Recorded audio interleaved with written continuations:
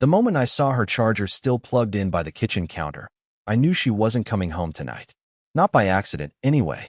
She always took that charger. I used to joke it was her emotional support item, always in her bag, even if she was only gone for an hour. So when I walked into the apartment after work and saw it hanging limply off the marble counter, my stomach didn't sink. It imploded. I didn't check the bedroom. I didn't need to.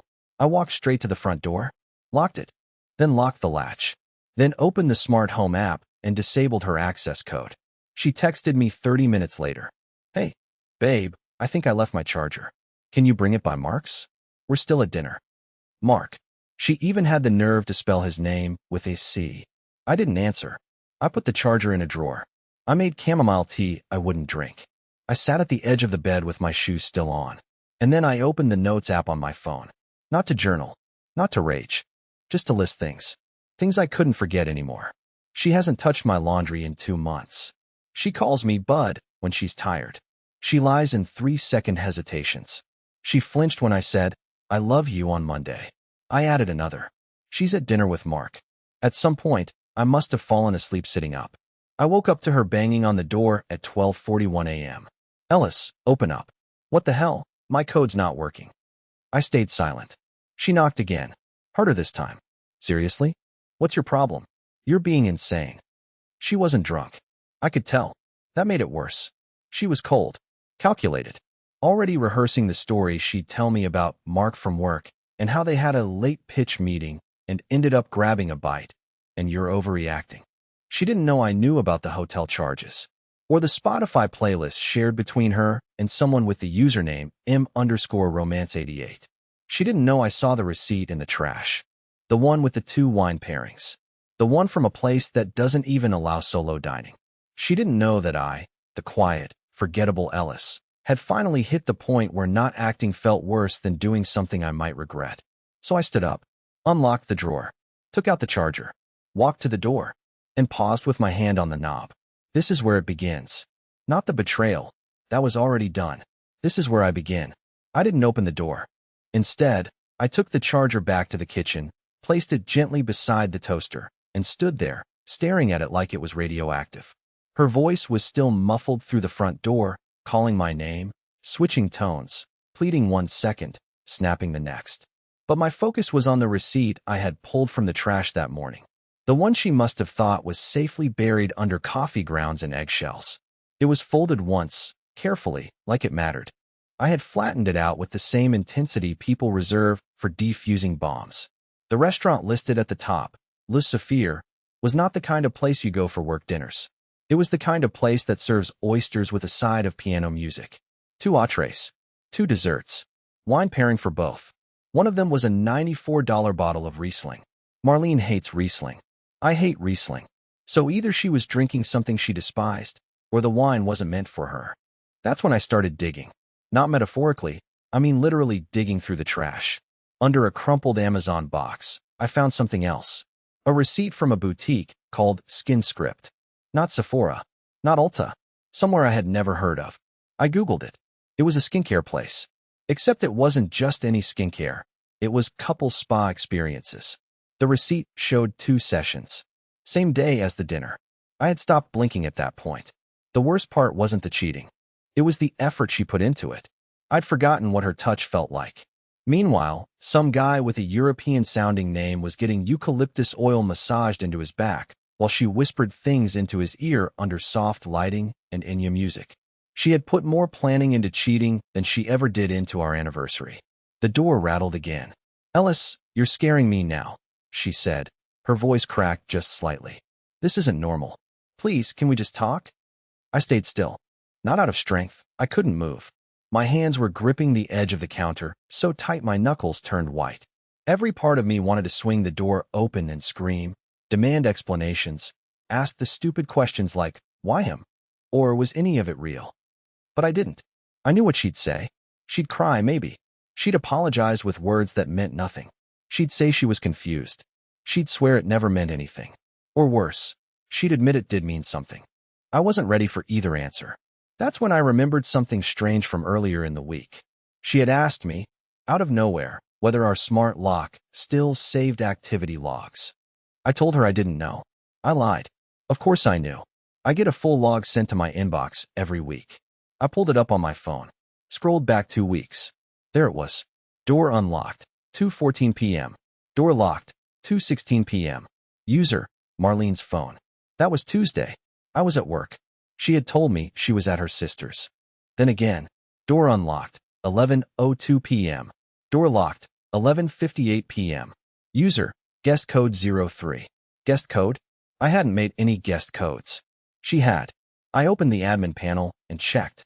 Sure enough, there was a guest profile listed simply as M. My stomach turned. The apartment behind me was silent. My world, the quiet, forgettable little life I had shared with a woman I no longer recognized, had been invaded. Not by force, not by some external villain, but by permissions she had set herself. Quiet, invisible violations. A stranger had entered the place where we laughed, argued, danced, made plans. And I had no idea how many times. I walked slowly to the front door and leaned my head against the cold wood. Her voice had gone quiet. I think she was still there, breathing on the other side. Maybe listening. Maybe waiting. I whispered, not loud enough for her to hear. Guest access revoked. Then I deleted the code. I didn't sleep that night. I lay in the dark, listening. The hallway outside was quiet for a long time after I revoked the guest code. No more knocking. No more fake concern. I imagined her standing there, silently trying to figure out how to get back in without waking the neighbors. She could have left, but she didn't. That was the part that haunted me. I think she was trying to decide how much of her performance was worth committing to, whether she was still in the version of the story where she played the worried wife, or if she'd already moved on to something colder. At 2:23 a.m., I heard the faint sound of retreating footsteps. That was it. She was gone. No door slam. No last-ditch voice message yelling, "This is crazy," or "I'm calling the cops." Just silence. That's how you know someone really doesn't love you anymore, when they leave quietly. The next morning, I checked my phone out of muscle memory. No missed calls. No texts. Just a single voice message. It was 47 seconds long. My thumb hovered over it for 5 minutes before I hit play. At first, all I heard was ambient noise. Street sounds. A car door slamming shut. Then her voice came in, low, tight, like she was trying not to cry, or trying to sound like she was trying not to cry. I don't know what you think you know, but this isn't you, Ellis. You don't do this. You don't punish people. I told you I was out with Mark because he's going through stuff and needed to talk. He's just a friend. Just a friend. I didn't want to get into it with you because I know how jealous you get. But locking me out? That's not okay. That's not marriage. Call me back when you come to your senses. Click. I replayed it 3 times. Every word sharpened as I listened. Just a friend. How jealous you get. When you come to your senses. The phrasing wasn't an accident. It was control. Marlene had always known how to rewrite things in real time. Twisting my insecurities into character flaws, folding her deceit into emotional misunderstandings. She'd been doing it for years. I just hadn't noticed how many times I'd apologized for things I never did. But the thing that really froze me wasn't the voice message. It was what came after. Around noon, I received a Dropbox notification on my email, not from Marlene, but from my neighbor across the hall, Brenda. She's a retired art teacher with 7 cats and a habit of oversharing stories about her bunions. I'd fixed her Wi-Fi router once, and, in return, she started treating me like her personal IT guy and surrogate nephew. She's harmless. Or so I thought. The subject line of the email said, "Thought you should see this. Sorry for the snooping." I hesitated. Opened the link.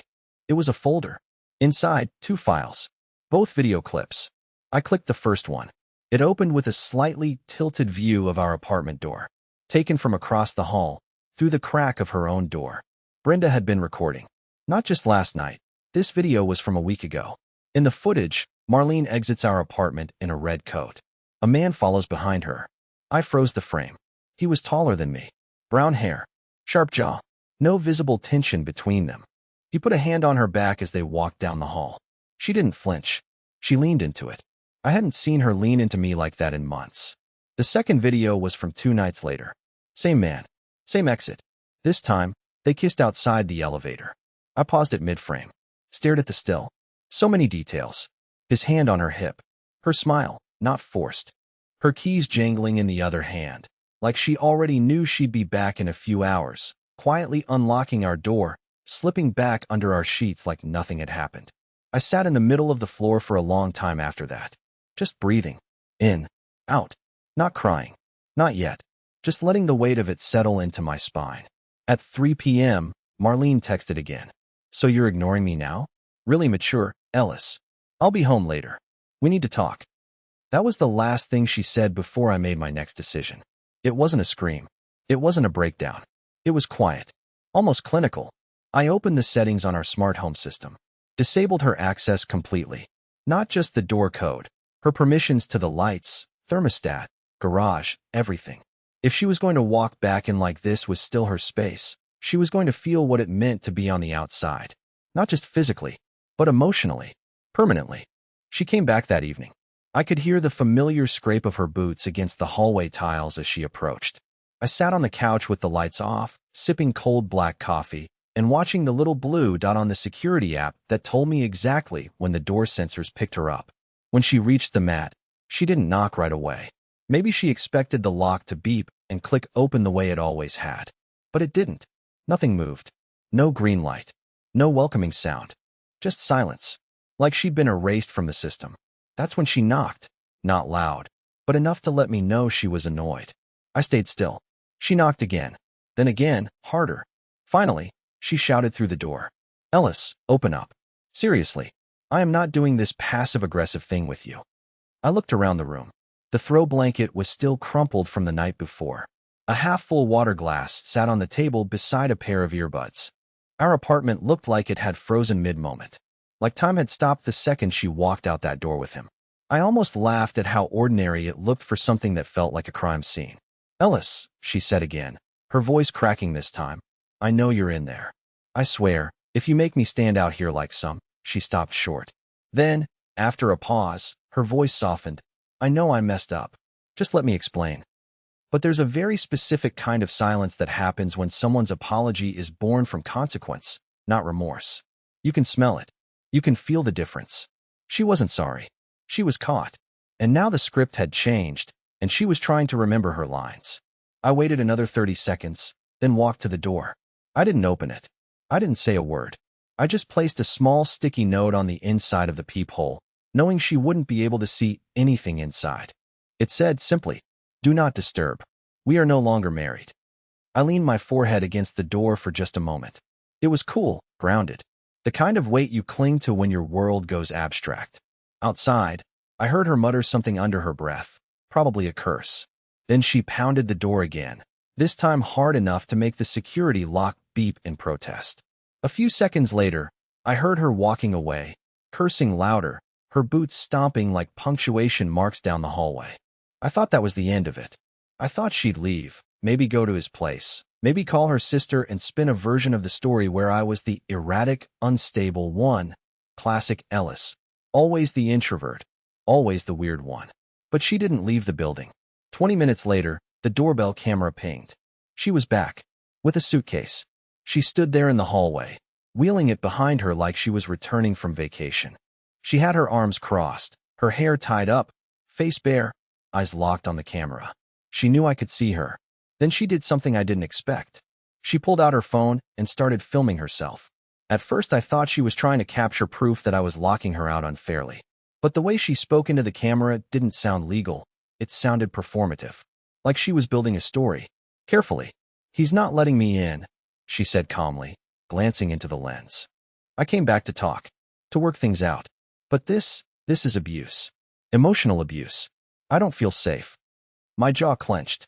I opened the cloud video history and quickly downloaded her footage through the doorbell cam's reverse stream. I had it now. The raw version, her little staged monologue. If she wanted to try painting me as the villain, she'd have to work a lot harder. She was playing chess with someone who'd been silently memorizing the board for weeks. She left the suitcase outside the door and walked off. I didn't touch it. I wouldn't even look at it. Let it rot. Let it sit there until the smell of her fabric softener faded into mildew and regret. Later that night, she emailed me. No subject. No greeting. Just a one-sentence message. If you don't let me in by tomorrow, I'm calling your job and telling them about the stuff I found on your laptop. That was the moment I knew she had officially crossed into something else. Something weaponized. She had no idea that my laptop was encrypted, that my job involves digital archiving, not secret files. There was nothing on that computer but old tax forms, password-protected work scans, and maybe one or two poorly named audio projects I started during lockdown. She was bluffing, but the threat was real. Not because she could ruin me, but because she was clearly willing to try. I didn't reply to her email. Not because I wasn't rattled. I was. My heart had been in my throat since the moment I read her threat. But I knew something she didn't. My laptop logs every single external access attempt. If she really had gone through it, there'd be a record. There wasn't. I checked twice. She was trying to scare me. The same way she always did. Not through violence, not through yelling, but through precision strikes to my self-worth. Whispers. Doubt. Innuendo. She never needed a scream when a smirk would do. Still, I couldn't just sit still anymore. I needed more than intuition and trash receipts. I needed proof. Not for revenge. I didn't want to be that guy. But for sanity. Closure. Some solid ground under my feet. I had spent so long second-guessing myself in this marriage that I didn't even know what I was anymore without her version of me being projected onto my skin. So I made a decision. One that I know, in some circles, would make me the villain. But after what I saw in those hallway videos, after the spa receipts, the guest codes, the fake filming at my door, I didn't care. I still had access to the shared iPad. The one she used when she didn't want to drain her phone battery. She always left it in the bedroom charging. Barely used it unless she was watching her crime documentaries late at night while pretending to fall asleep beside me. I found it in the nightstand drawer, unplugged but still logged into her cloud account. No Face ID. No passcode. Sloppy. Or maybe just overconfident. My hands were shaking when I opened her photo archive. Not from guilt, from fear. Fear of what I'd see. Fear that I'd confirm what I already knew and still feel worse for knowing it. At first, it was mundane. Screenshots of recipes, pictures of our parakeets, a few blurry selfies she never posted. Then I saw it, a folder. It wasn't hidden or disguised. It was just titled Ellis. I opened it. The first image was a photo of me sitting on the balcony in my pajama shorts, eating cereal. The kind of unflattering, unaware, candid shot people usually delete immediately. But she kept it. I tapped right. Another photo, me asleep on the couch with a spoon in my hand. Then another, me doing laundry, me folding towels wrong, me putting ketchup on eggs, which she always said was gross. I kept swiping, my stomach churning. There were dozens of them. All of me. All mundane. All pathetic. This wasn't love. This was documentation. I reached a video. I hesitated, then hit play. Her voice, soft and sarcastic, whispered behind the camera. Exhibit C, trying to figure out the dryer again. Can't make this stuff up. She giggled. Not with me. At me. The clip ended. Next video, I was hunched over my laptop, muttering to myself while trying to fill out a medical reimbursement form. I looked broken, unshaven, small. She zoomed in. How does someone so smart look this lost filling out a form? I put the iPad down. That folder wasn't a memory lane. It was a case file. Like she was building her own narrative, her evidence, in case she ever needed to paint me as unstable, confused, incapable. The same energy she carried in that fake video outside my door. This was the long game. She'd been doing it for months. And still, I wanted to scream at myself for what I did next. I almost felt bad for her.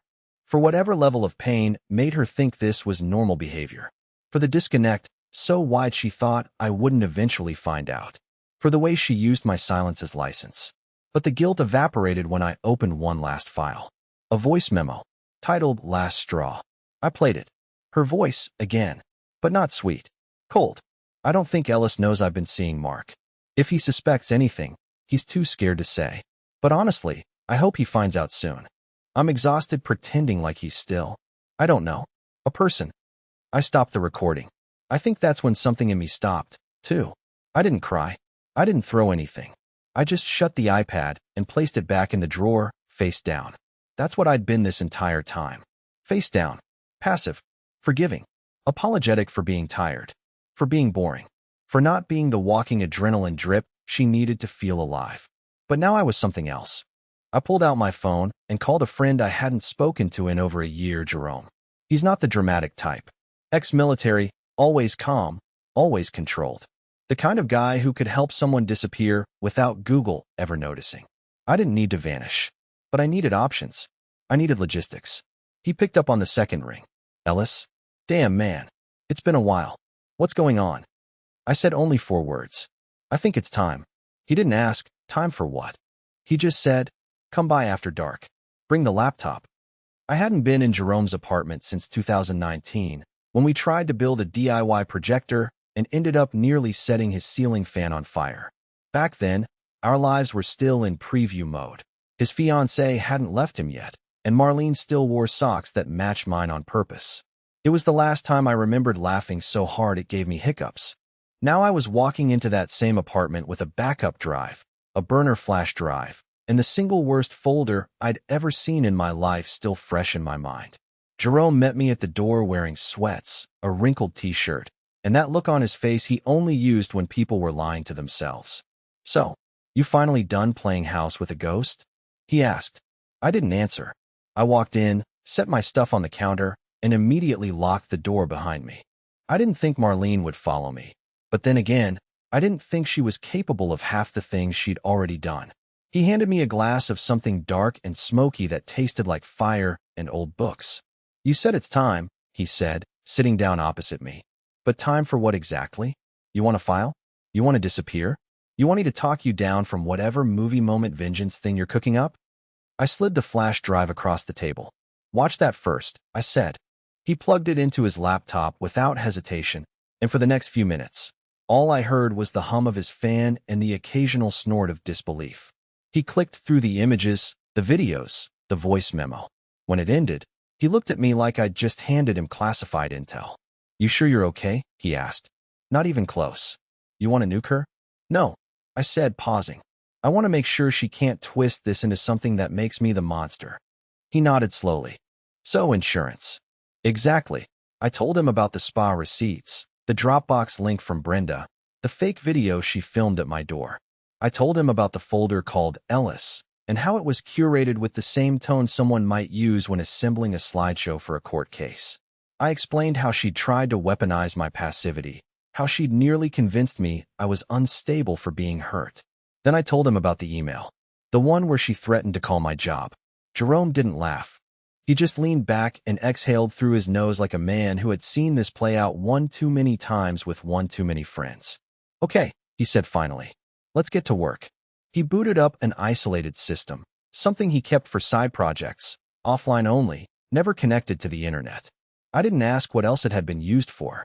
He opened a file structure and showed me how to archive and timestamp all the material with metadata intact, then cross-verify against her own cloud logs in case she tried to claim manipulation later. He showed me how to scrub my local drive of trace activity while preserving an encrypted copy on a secondary partition, admissible if ever needed. Then he leaned in. But that's just the technical part, he said. You still need to control the narrative. I frowned. What do you mean? She's already laying the groundwork. You said she filmed herself, right? Claimed emotional abuse. That goes viral in the right hands. It doesn't matter what you didn't do. People fill in the blanks. She wins by default. You want to stay ahead, you need witnesses. A timeline. Evidence that paints her pattern before she paints yours. I nodded, slowly understanding what I had to do. The plan wasn't revenge. It was preservation. Survival. A way to make sure I didn't end up as a footnote in someone else's fiction. Before I left Jerome's place, he handed me a small USB key with 2 compartments. One for the lawyer, he said. The other, you keep off-site. Just in case. When I got home, her suitcase was still outside the door. But something else had changed. The zipper was open. Not torn. Not forced. Just slid open like someone had casually walked by and taken a peek. Or maybe Marlene had opened it herself. Maybe she was trying to make a point, that her things still belonged inside that apartment, that I couldn't erase her with locks and codes. I didn't touch it. Instead, I went inside, turned off all the lights, and laid on the floor in the quiet. My mind wasn't racing anymore. It was moving slow now, deliberate, like a clock that had finally remembered it had a job to do. Then came the knock. Not the door this time. My phone. Unknown number. I answered without speaking. There was a pause. Then her voice. I saw what you did, Ellis. I know you've been in my files. Another pause. Did you find what you were looking for? Or do you need me to spell it out? I didn't answer. She laughed. Quietly. I've been thinking. Maybe we should talk. Face to face. Just you and me. No cameras. No files. Just the truth. The call ended. I stared at the ceiling and realized I had just agreed, without words, to meet the woman who had spent 6 months documenting my downfall like she was writing the third act of a tragedy she hadn't even let me audition for. I didn't respond to her message. Not that night. Not the next morning. I needed time. Not to process. I'd already done that. I needed to prepare. Because I knew what this was. The request to meet, face to face, no cameras, just the truth, wasn't a peace offering. It was a trap disguised as a compromise. A chess move disguised as therapy. Marlene wanted to control the setting, the timing, the emotional pace. She wanted to pull me back into her arena, where gaslighting came in smiles and manipulation wore the perfume she knew I hated. So I chose the location. Neutral ground. A small cafe on the edge of town, just far enough from where we used to shop for groceries together. Not familiar. Not nostalgic. Just anonymous. Gray tables, minimalist wood walls, a counter girl who barely made eye contact. No shared memories. No ghosts. I got there early. Not because I was eager. Because I needed to see the space, memorize the exits, watch how people moved in and out. I didn't trust her. Not anymore. The version of her that used to snort laugh at comedy podcasts in traffic was dead. Now I was dealing with someone else. Someone who studied people like puzzles and made them doubt their corners. She arrived 12 minutes late. Not dramatically late. Just enough to tilt the balance slightly. A subtle reminder that she didn't owe the clock anything. She wore a beige coat I didn't recognize and carried a phone she didn't look at once. She spotted me, offered a small, closed-mouth smile, and slid into the chair across from mine like we were exes meeting to exchange pet custody schedules. "Thanks for coming," she said, brushing imaginary dust off her sleeve. I didn't answer. Just watched her. She ordered a tea. Didn't ask me if I wanted anything. She was playing it like this was her show, like I'd been the one who spiraled. Like I was the confused, heartbroken mess, and she was doing me a favor by not calling the cops after all. When the waitress brought her drink, she stirred it once, didn't sip, and finally looked at me with those calm, disarming eyes she used to use on upset clients. "Look, Ellis, I'm not gonna lie. Things got messy. I messed up. You clearly dug through some stuff you weren't supposed to. But I get it. You felt like I pulled away. You started building this narrative." "Stop," I said finally. She blinked. I leaned in, elbows on the table. "You don't get to come in here and narrate both sides. I've seen the videos, Marlene. I've heard your voice memos. I've read the Dropbox logs. I know about the guest code you created. I know about Mark. I know everything." She held her expression, barely a twitch. Maybe a flicker of amusement in her eyes, like a teacher watching a student stumble onto the right answer an hour too late. "I figured you'd go looking eventually," she said. "You always were curious. You documented me," I said, my voice low. "You built a digital museum of me, moments where I looked tired, overwhelmed, out of it. You curated your case. You weren't just planning to leave. You were planning to bury me if I ever pushed back." "I was protecting myself," she said flatly. "You think I enjoyed any of this? Do you even hear yourself? You call me a ghost. You said you hoped I found out. You wanted me to suffer." "No," she said, a little too quickly. "I wanted you to notice. I wanted you to stop walking around the house like you were waiting to die. I needed something to break, Ellis. You never gave me anything. Not joy, not anger, just silence and routines. You think betrayal happens overnight? It grows in the space you never filled." I clenched my fists under the table. Not because I was angry, because I was dangerously close to understanding her. And I hated that. "You could have told me," I said quietly. "You could have talked to me like a human being instead of building a digital scrapbook of my decline." She sighed, picked up her tea, didn't drink. "You would have nodded, taken it all in, and gone back to watching YouTube reviews of electric toothbrushes by midnight," she said. "Don't pretend like you were this emotional sponge ready to connect. You disappeared first, Ellis. I just made it official." It was then that I realized something critical. She didn't regret any of it. Not the cheating, not the manipulation, not even the folder. What she regretted was that I found it before she could weaponize it. She leaned back and crossed her arms. "So," she said, "what now? You got what you wanted. The truth. You ruined my access to the apartment, locked me out of our accounts, changed everything. So what's next? You want to drag this into court? You want to play victim? Or are you just here to gloat? I pulled a small envelope from my jacket, slid it across the table. What's that? My offer. She opened it. Inside was a USB key, a copy of every file, the entire folder, plus a signed statement I had drafted that morning. I'm not here to destroy you, I said. But I'm not giving you another chance to destroy me either. This is my line. You agree to dissolve everything. Clean. No public drama. No threats. You walk. I walk. We split what's left. You keep your narrative, I keep mine. You don't play the victim. You don't try to rewrite history. If you do, this goes public. All of it. Your voice memos. The fake abuse video. The Dropbox folder. Everything. She stared at me for a long time, then slowly smiled. You really have changed, she said. No, I replied. I just woke up. We didn't say anything else.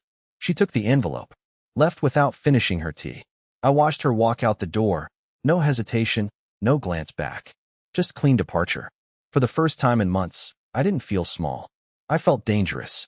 3 weeks passed. She didn't call. She didn't show up.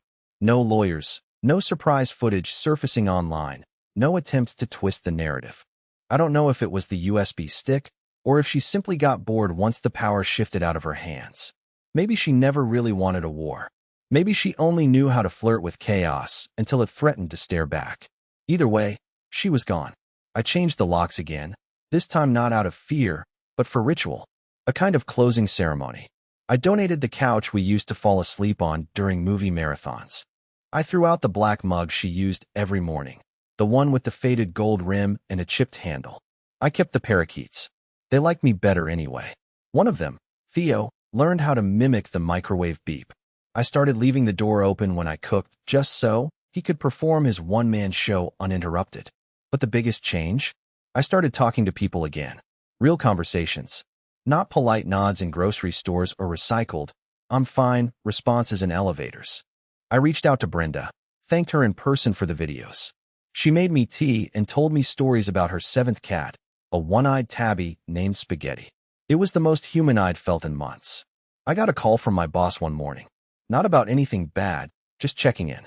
Apparently, Jerome had quietly told him I'd been going through something and might need some lighter weeks. I was stunned. I'd spent so long assuming people either couldn't see me or didn't care if I vanished. I was wrong. And then there was the spare key. I found it in the drawer next to the Wi-Fi router. One of the old keys, from before we installed the smart lock. It was labeled in her handwriting, with a small red dot sticker on the edge. Ellis, just in case. I stared at it for a long time. It meant nothing now. The lock was gone. The key was obsolete. But I didn't throw it away.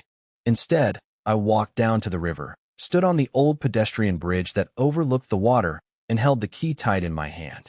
Not with bitterness, not with nostalgia, but with a strange kind of peace. This key had once meant safety, access, home. Then it meant betrayal. Now it meant nothing at all. So I let it go, dropped it into the current, and watched it disappear, swallowed up without resistance. Just a tiny piece of metal that no longer mattered to anyone. I stood there for a while after that, not thinking, not analyzing, just breathing. And for the first time in maybe a year, I didn't feel broken. I didn't feel like an exhibit or a ghost. I felt real, present, clean. That night, I opened a blank document on my laptop. Not to journal, not to archive, just to write. About anything. Fiction, maybe. Or letters I'd never sent. Or thoughts that weren't tangled in someone else's perception of me. I titled the document, "After the Lock." And I began.